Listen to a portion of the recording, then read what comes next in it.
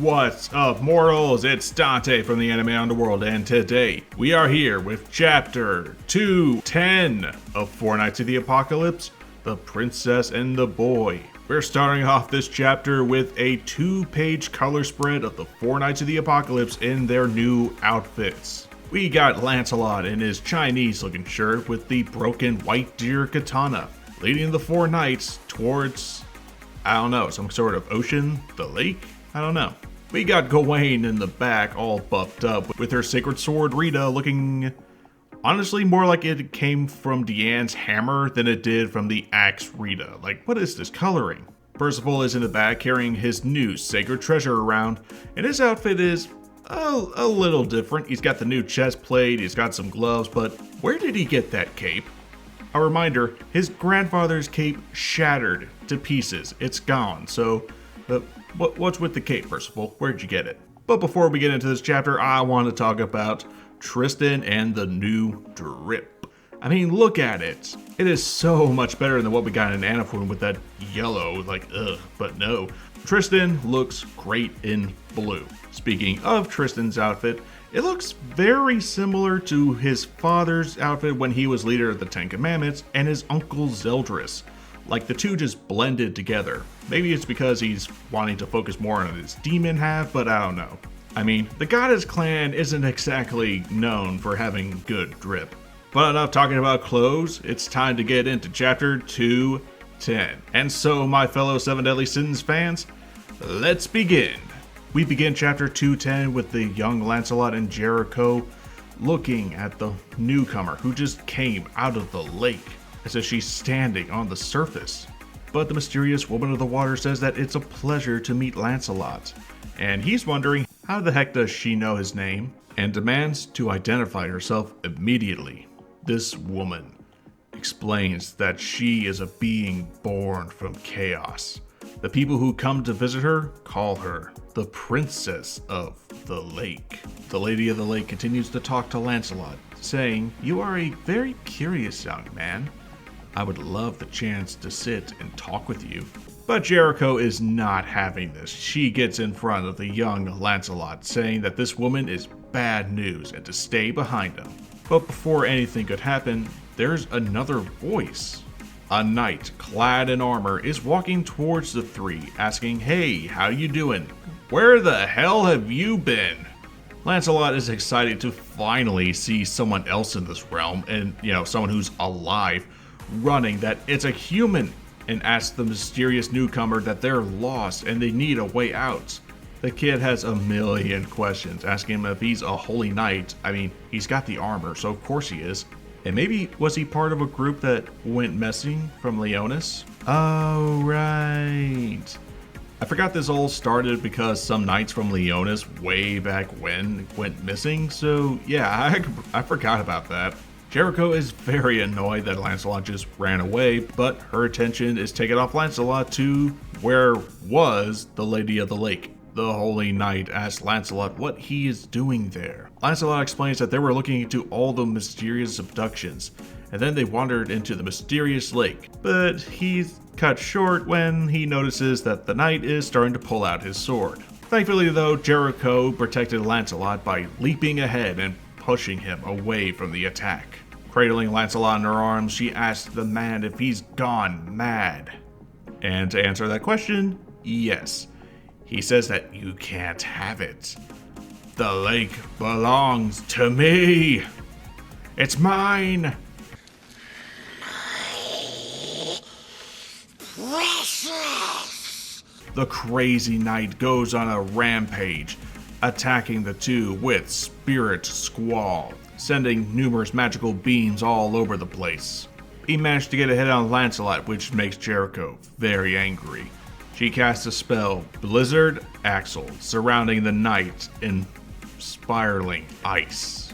While 𝐤𝐵𝐾 is defending Lancelot, she proclaims to their enemy that no one, not even the man who is caring so much about his precious water, will ever hurt the young Lancelot. And with that proclamation, she sends their enemy flying into the air out of the tornado of ice shrapnel. The crazed Arbor Knight is sent flying through the air and lands right into his precious water. Lancelot hugs Jericho and, It should have been me, not him! It's not fair! but their opponent is not dead. He's still alive, yelling, "The water! The water!" The two watch on as his armor, probably making him drown, is spouting on that the water, it's his, it's all his, and yeah, he's gone. He's dead. Well, he died doing what he loved, and that was protecting his water. He talked like Gollum, so he got the Gollum treatment. After the fight, Lancelot is tying a band around Jericho's arm, saying that he's very sorry that she had to do that. But she doesn't mind.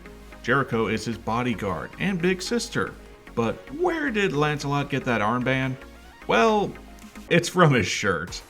Jericho asking if he minds going around in those tatters. He scoffs, saying no, with his belly being exposed, which Jericho says that it's just like the old Bond.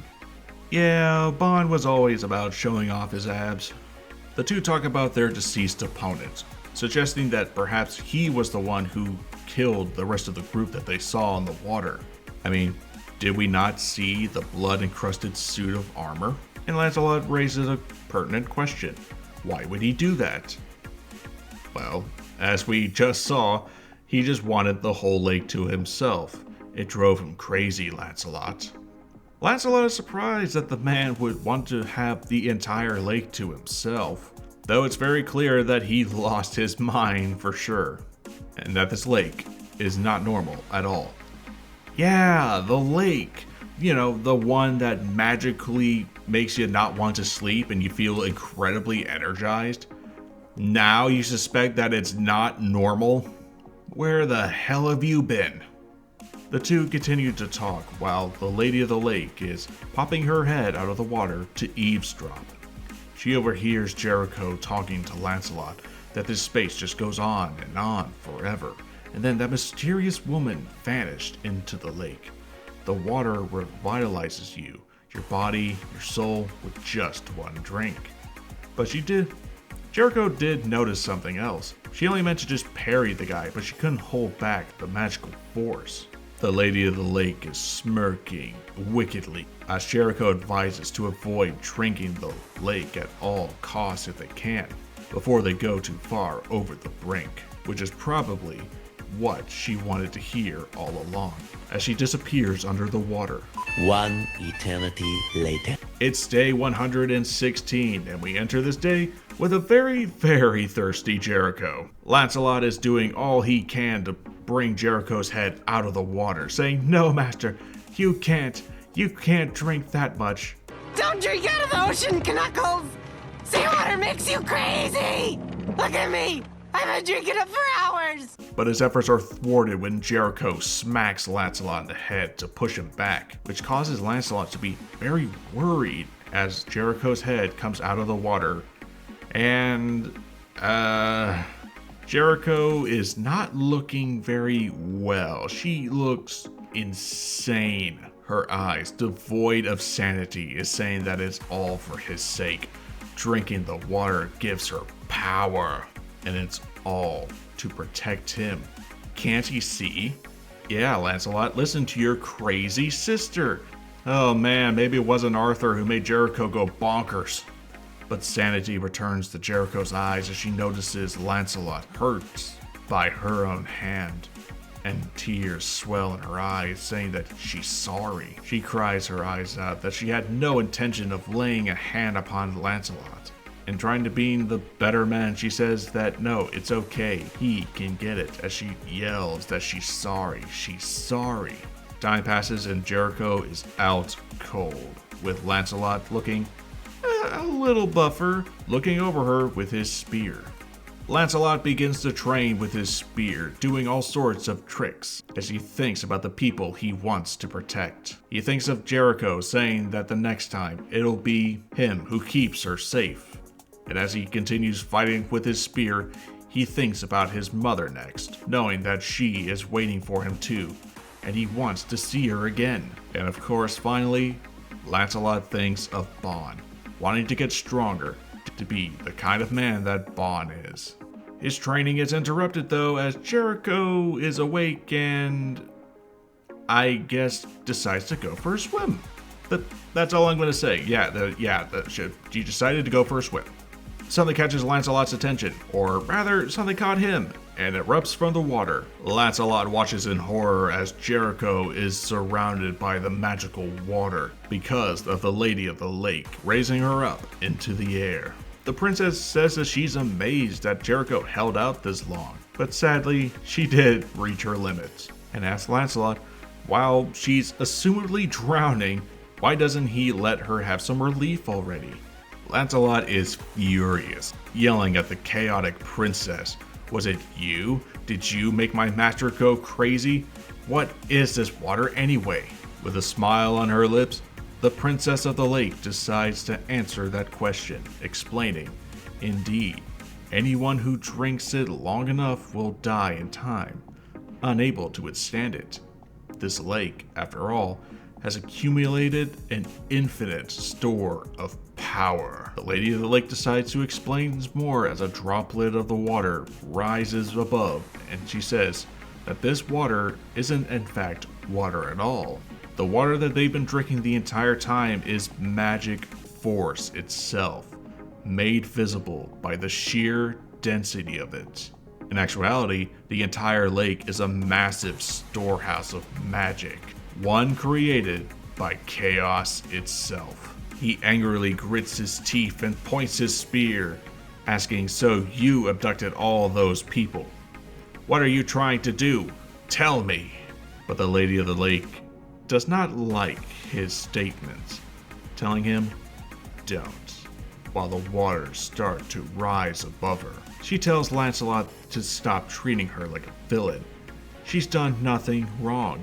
She deserves pity, not hate. The Lady of the Lake rises from the water, explaining that it's all humans' fault for being too weak to withstand the water. They're the ones drinking it. They're the ones dying. That's all. And we see... wow. Release the Kraken! Yeah. Underneath the water, the Lady of the Lake was just ginormous, sea-infused monstrosity. Much like what we've seen from Arthur and his chaotic forms, the Lady of the Lake's form is very sea-based, but also still crazy and chaotic. I see a pufferfish, an angler, an octopus, crab legs, and of course the tentacle that tried to grab Lancelot way before was actually her all along. So this is her true form. It's pretty crazy, as the Lady of the Lake explains, and that's why I'm curious about you. You have still retained your wits despite how much of the lake that you've drunk. I probably know the reason why, but we're gonna get into that later. The Lady of the Lake starts to monologue that ever since she was given life to this lake, she has been bound there all by herself, truly a lonely existence. But then one day, she thought about going inside of someone else so that she could venture beyond there. She's been luring humans in there ever since, and all their chats have helped pass the time. No human appeared that was stout enough to withstand the lake, but she expects empathy from Lancelot, saying that she's sure he can understand how she feels. After all, she's very different from the other humans. Very special, she's sure of it. Lancelot doesn't care as he grips his spear, grits his teeth, and says, stop with all the damn yapping. And in the last page of the chapter, he attacks the Lady of the Lake with his magic, demanding that she takes her hands off his precious master. And that is how we end chapter 210, with Lancelot about to go face to face against the Lady of the Lake. We finally get to see the full true form of the Lady of the Lake, and as an individual who was born from chaos, she's definitely Chaos's daughter. We have another individual who was created by Chaos to add to the roster. The first three included the Supreme Deity, the Demon King, and the Sacred Tree, the three major gods who helped form the world of the 7 deadly sins. We also got Kath, who was born from Chaos. and wanted to become the new King of Chaos. Now we can add the Lady of the Lake to the roster with her true form. I guess we're supposed to be pitying her? The Lady of the Lake is a prisoner in her own realm.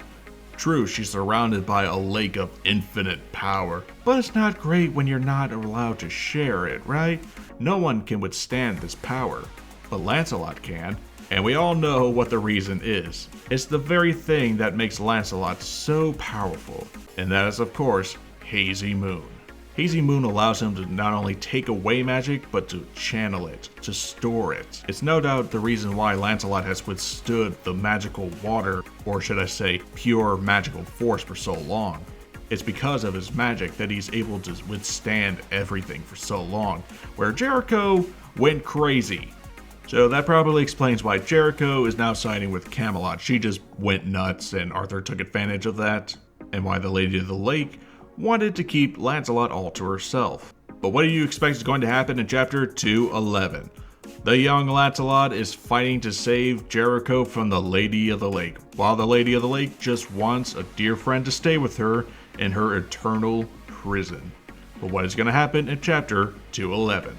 Let me know in the comments of what you think is going to happen. What did you think about this chapter and video review? Let me know in the comments. Give this video a like, hype it up, and if you love 7 Deadly Sins and 4 Knights of the Apocalypse material, subscribe for more content coming your way very soon. This has been Dante from the Anime Underworld, and I'll see you mortals later.